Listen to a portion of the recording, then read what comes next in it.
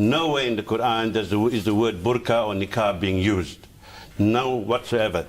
Also, the burqa and the niqab is a pre-Islamic custom coming from Byzantium and Persia and incorporated in the Islamic society later. Hi guys, it's your boy ShadyShae, the one and only, and today you're welcome back to my channel. So, this video you're about to watch caught me off guard because if someone had told me an Imam was about to say this, I probably wouldn't have believed them. Watch this. I'm an Imam in Oxford, and in my Friday sermon I gave 3 compelling reasons why we shouldn't allow the burqa and the niqab to become fashionable commodities in British society. Should they be banned? No, I think the British way is not to ban something because it becomes counterproductive. But I want to really elaborate on the 3 reasons, and I want the audience to consider these 3 reasons. Okay. The first reason is that nowhere in the Quran is the word burqa or niqab being used. No whatsoever.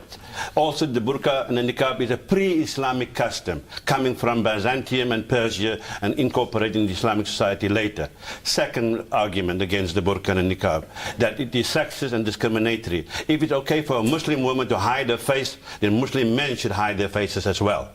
We are not allowed to hide our face. I can't go into Barclays Bank or the post office or the government office with my balaclava or my motorcycle helmet. So why should we allow in this society, when we have gender equality, why should we allow Muslim women that right? But I need... Wait guys, you know, I'm not taking his side, but I mean, like, his conversation, like his point makes quite a lot of sense. Makes a lot of sense. Okay. Develop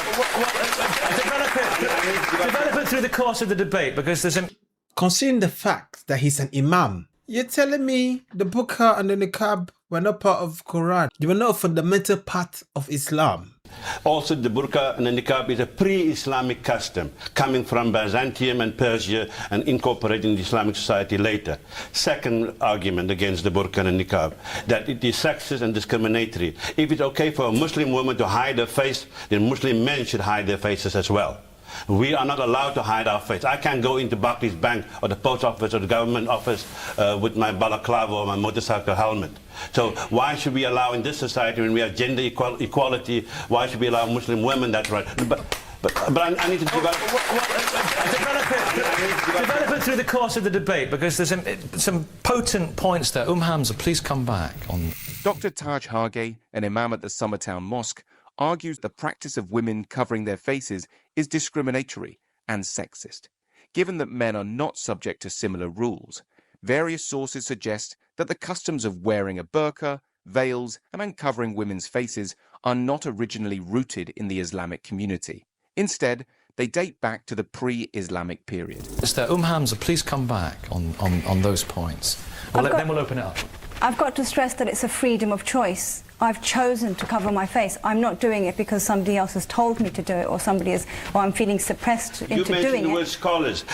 Now, you, like other scholars, they use the hadith. For those of you who don't know, the hadith are the supposed sayings of the Prophet, mostly compiled 250 years after his death. Many, not all, but many are suspect and fraudulent. But this is not subservience or subjugation. This is entirely your choice. Absolutely, but it is true that the Prophet's wives would cover their faces, and to be close to the Prophet's lives and the Prophet's wives' lives. So if the Prophet's wives... It's also a level of piety as well. But the Quran itself says that the Prophet's wives are distinctive and different from other women.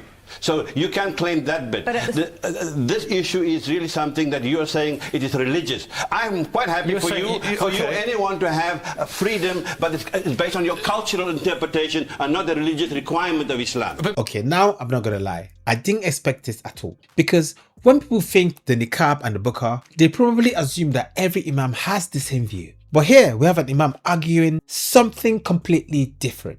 And that's what caught my attention. Not whether he's right, not whether he's wrong, but the fact that reality turned out to be more complicated than I expected. Maybe that's why these conversations are difficult. Maybe that's why these conversations are so difficult. Because people often talk about groups, when in reality, individuals don't always agree with each other. What do you think?